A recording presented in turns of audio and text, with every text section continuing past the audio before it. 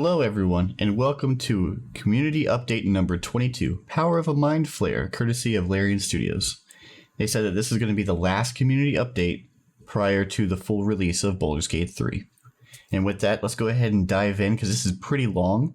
But what's nice is that they answer pretty much all the questions that the community has had. So we'll dive right in with the Power of a Mind Flayer. So they stated very early on in 2020 that the Mind Flayers, the Illithid, tadpoles and stuff the parasite will play a big role in the story. And they just reiterate that here, saying that mysterious abilities are awakening inside of you, drawn from a Mind Flayer parasite planted deep within your brain. And since we never really expanded on what this meant mechanically, so here we go into what those mechanics are. So while these creatures may be a source of great power, all that they offer comes with a cost. As the parasite's host, you must make a choice. Will you resist the powers and the corruption that comes with them, or will you embrace them, risking your body, mind, and soul to save the realms or destroy them? If your desire for power outweighs your concern for the well-being of anyone else, or if you simply think psionic levitation would be a really neat party trick, then Illithid powers may be for you. Which, personally, I do think that's a pretty neat party trick. Just levitating without a normal wizard spell. That's pretty cool. So, Illithid powers are a hidden skill tree. So this was shown much earlier on their Twitter, I think. So this is not a new picture. They're just putting it here again. A lot of these are not new. Like, this is not new as well. This was shown off before. So, going into this paragraph, Illithid powers are a hidden skill tree used to enhance your command over your newfound Illithid capabilities. Those who wish to harness the parasite's power must first find more of these parasites throughout the Forgotten Realms. Some can be located inside jars and in pools of brine, others within the skulls of the infected, and you must consume them. Each parasite consumed unlocks one new Illithid power within a skill tree of 25 powerful Mind Flayer inspired abilities, completely separate to the options you have when you level up in a traditional sense. These are divided into 5 branches themed around manipulation, health restoration, psionics, and abilities that can inflict immense damage and torment enemies to gradually weaken them over time. Some abilities can be used to control those around you, pushing them to say things in dialogue they would otherwise not. Others endow you with power to push and pull enemies like ragdolls during battle. You can even become a displacer beast, which was shown off before. This seems like a druid shape-shifting form or wild shape form, which I'm really excited for. I'm definitely going to play a druid, and I might dabble into the Illithid powers just to see what I can get. I'm really excited for that, to see if we get more than just a displacer beast, what kind of crazy things we'll be able to turn into. But so the big things that came out to me when reading this was finding these throughout the Forgotten Realms. So not just in the normal land that you traverse is how I'm reading this. So not just in Baldur's Gate, not just in the Underdark, but maybe through other planes of existence. Maybe you'll be able to find these if we go back to Avernus, to the Nine Hells, or if we traverse to other locations. Maybe we'll get to go to the Demon Web Pits or something like that, or the Shadowfell. Maybe we'll find more of these parasites there. So that's really exciting. And inside of jars, there have been jars and stuff around in early access, so I wonder if inside of those jars that we've normally been ignoring, if there's going to be tadpoles inside of them. And also in the very beginning of early access, in that brine pool, we'll have to see if there are any tadpoles in there that we can consume. That would be kind of cool if very early in the game, if you can consume one. That would be cool, kind of kickstart this hidden skill tree. So, already went over that. So it says that the deeper you go through the Illithid skill tree, the more powers you'll discover. But nothing comes without cost. while your companions can also consume parasites to gain their powers. Not everyone in your party will agree to it, and your companion's perception of you can undergo a significant shift based on how you approach this opportunity. Things can also get a bit more complicated, but we won't spoil it. That's for you to discover. So what I'm thinking that this might be is that if you go too far down the Illithid Tadpole route, maybe you might come into conflict with some of your companions, which would be neat. If you take in like 10, 15 of these, maybe Shadowheart rebels against you, or Karlach rebels against you. That would be really neat. Or I could see if, because Astarion seems to really want to gain this power, if you keep refusing to consume these tadpoles, if he just gets frustrated with you and ends up stabbing you in the back or something like that. That would be really interesting. And also, I'm just wondering if the powers will be shared. So it says that you have to consume them, right? So if Gale consumes a tadpole, does everybody else also get a point? Or does just him? How many tadpoles will there be for us to devour? Will there be enough for everybody to go around if it's a separate skill tree for each? That's something that we'll have to find out, I guess. So, and then here they just announced some Twitch drops. So watch on August 3rd. You have to watch 2 hours and you'll earn the camp clothing set. So here are how long the campaign, where it starts, where it ends, and here's what you get. All purple themed as per the usual for Twitch drops. So if that's something you're interested in, then make sure to stay tuned for that and you'll get those item sets. Here they go over the phenomenal extended cast of Baldur's Gate 3. So here they go over like J.K. Simmons, Jason Isaacs, and all that stuff for the main like villains. But here they go into extended cast of people, more minor characters, you could say. But so they say some of these people for who they are for Divinity Original Sin 2. Some of these voice actors have played in several other things that we've played and watched, but I'm not really much of the person that keeps track of cast members and such. Like when I watch movies, TV shows, I'm not saying, oh, hey, that's so-and-so's voice or whatever. I don't really pay attention to that kind of stuff. But if this is something that is important to you, they put out some of this information, so there you go. And then here they put out some more information on respecking your party, which is something that they already announced, I believe, in the last community update.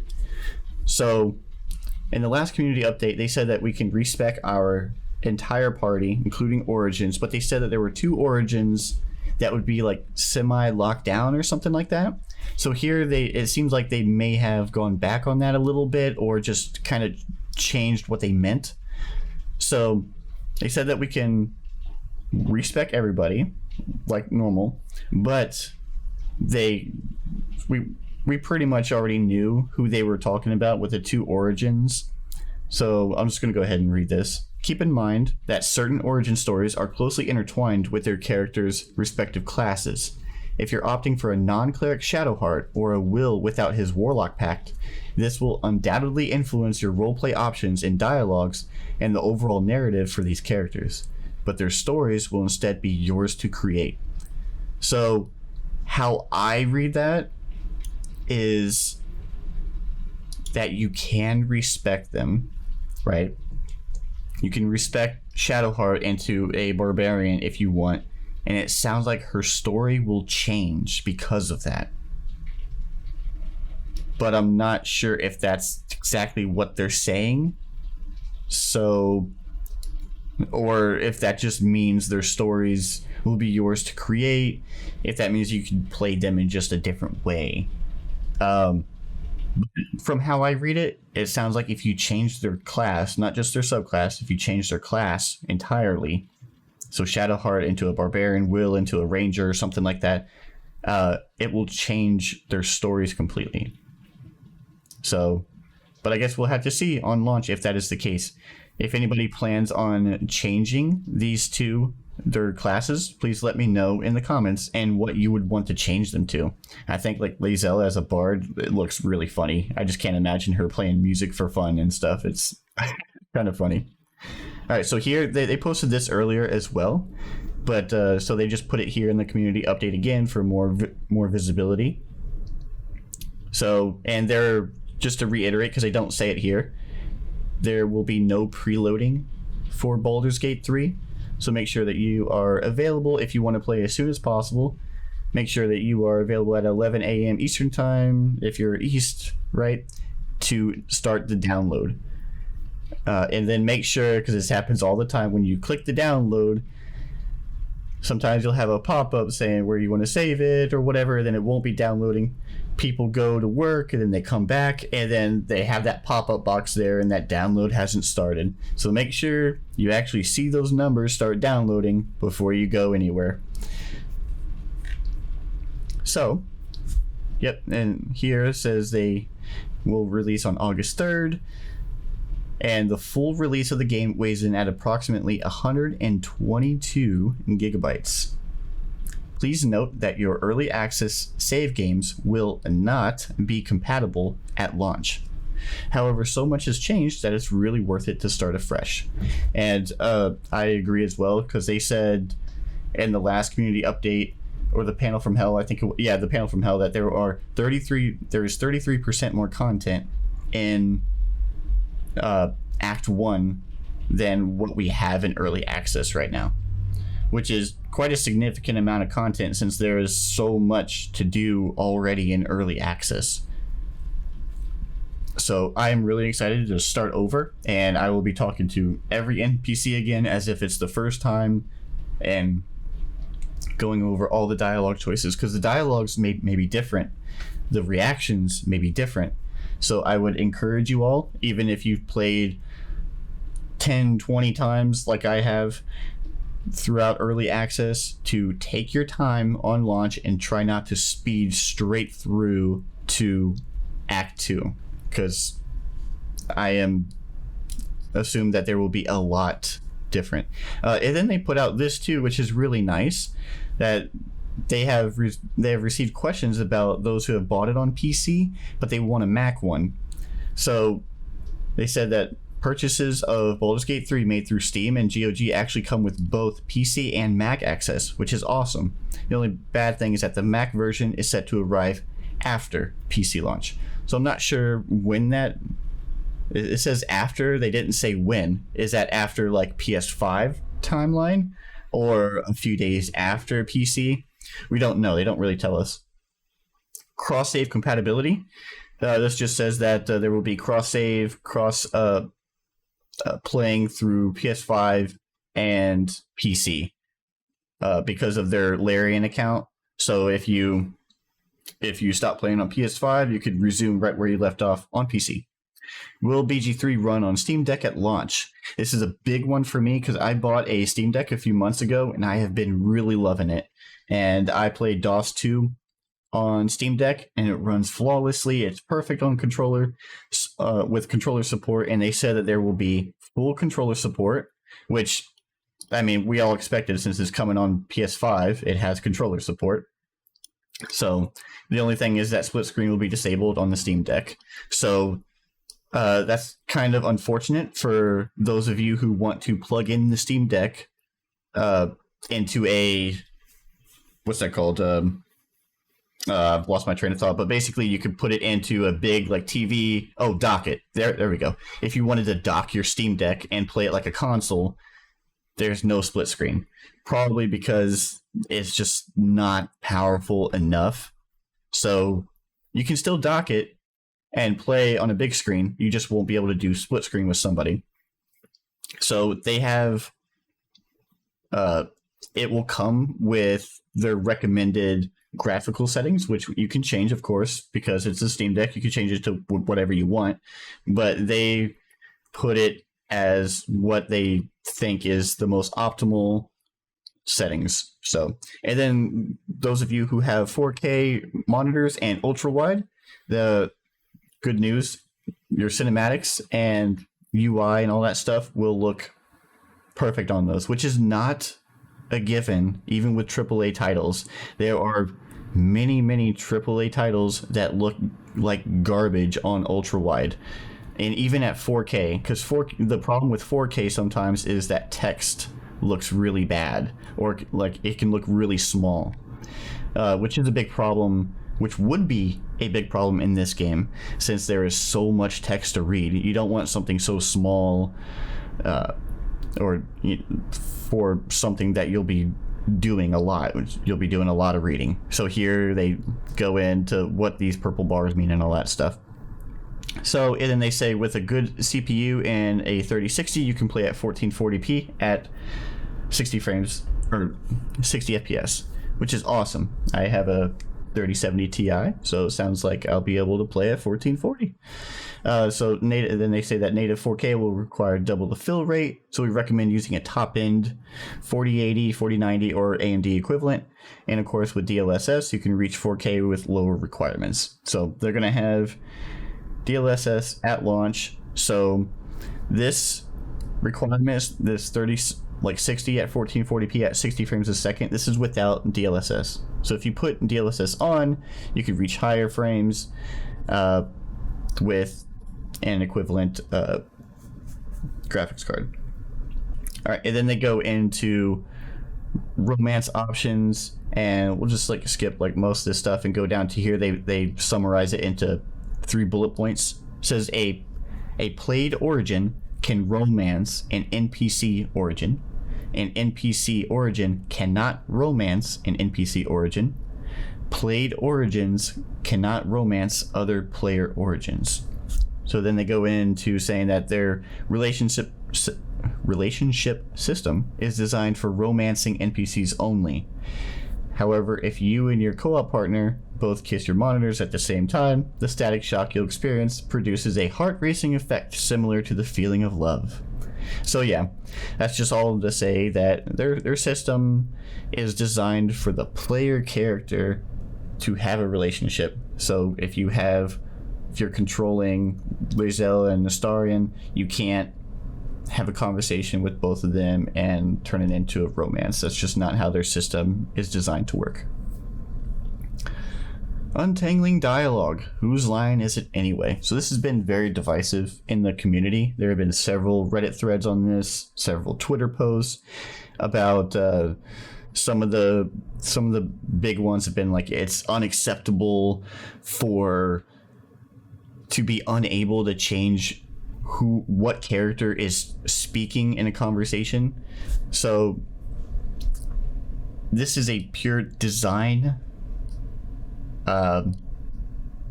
decision by Larian. This is how they want it. It's not technical limitations. So here, I'll just go ahead and read what they say. It says, typically, the character who initiates a conversation in both single player and multiplayer hosts that conversation. In multiplayer, the other players can witness the conversation by clicking on the appropriate icon or character, which will allow them to vote on the host character's choices and dialogue. The host is free and often right to ignore them. What if I enter a conversation with a character who has the wrong proficiencies for the choices I'm dealt? This depends on a few things. When a conversation is started unexpectedly, the character who initiated whatever led to the conversation will host the conversation. That character's proficiencies will therefore be the ones used to decide the fate of the conversation. To give you an example, if you run around a corner and bump into someone unexpectedly, you're the person who's going to have the conversation. In some cases, you can back out of the conversation and re-enter it with another character by, in single player, selecting another member of your party. In others, fate works as intended, as fate. Our dialogue systems are designed to feel organic, as they would in real life. Where there's agency in life, there's agency in Baldur's Gate 3. When situations are more fateful, use your wits and your proficiencies to untangle them. So that states it right there, pretty black and white, that this is a design decision. They want it to be more organic. So I know that there are all the optimizers out there wanting the charisma guy to be there, or the barbarian with all the intimidate to be the face of the party. Unfortunately, that's just not going to be like possible unless you end every battle, every action, and you leave them all with the same person. But so, and it's important to, I'm just going to go ahead and skip over this like really quick.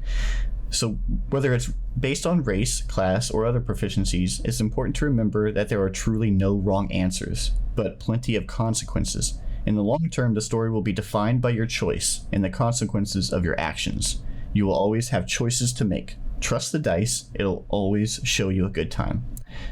So this is just reiterating what they put out earlier, what Sven put out, that people were concerned and asking him, will you be able to experience all content in one playthrough? Will I be missing content? You are not missing content. It is impossible to experience all the permutations and content available in the game in one run. You just can't, because you have to choose sides. There will be different cinematics, there will be different conversations, whole quest lines, depending on the order that you do things, who you talk to, your checks against those people, persuasion, intimidate, etc. There are so many things that will give you a different permutation, and as Larian has stated before, each person's run will be unique to them. So it's very important to get that out of your mindset, because I know that there's a lot of other RPGs like Mass Effect. Like there is in Mass Effect, you can go the Paragon route or the Renegade route. There is a clear line of good and bad. It is not like this in Baldur's Gate 3. So we have to kind of untangle our mindset from that and realize that this is a lot more organic, and there's not really any wrong answers. They have put systems in place, they have put content in place for whatever route the game takes you, for whatever route you go down. So if you fail a check, if you fail persuasion, it's okay. There is content for that. You're not screwing up the game. There is a content for that. There is an ending for that, which I think is really awesome. And I know I like to save scum as well. Like if I don't succeed a persuasion check, I like to succeed those persuasion checks. I'm more likely to reload that save and save scum. I have a real bad habit with that, as well as a lot of you all. So, but that's okay. You can save scum if you want, if that's how you want to play, or you can just let it go and see where it leads you. And then just this last bit before I end this, because this is getting pretty long. In multiplayer, you will have the option to set certain dialogues to private, so your teammates won't be able to listen in on them. Perfect for romance or betrayal, which I think is really awesome, because the last chosen enemy that we get to see, Orin, is a shapeshifter, and we saw her in one of the last videos shapeshift into Lae'zel. So I assume she can shapeshift into any of your party members, and you can betray them, even in multiplayer, which seems really cool. I really want to try that, and I'm really excited. Probably going to do that on like my second or third run. So that's the end of the video. Leave a like, hit that subscribe button, leave a comment, whatever you feel like, and I will see you in the next video.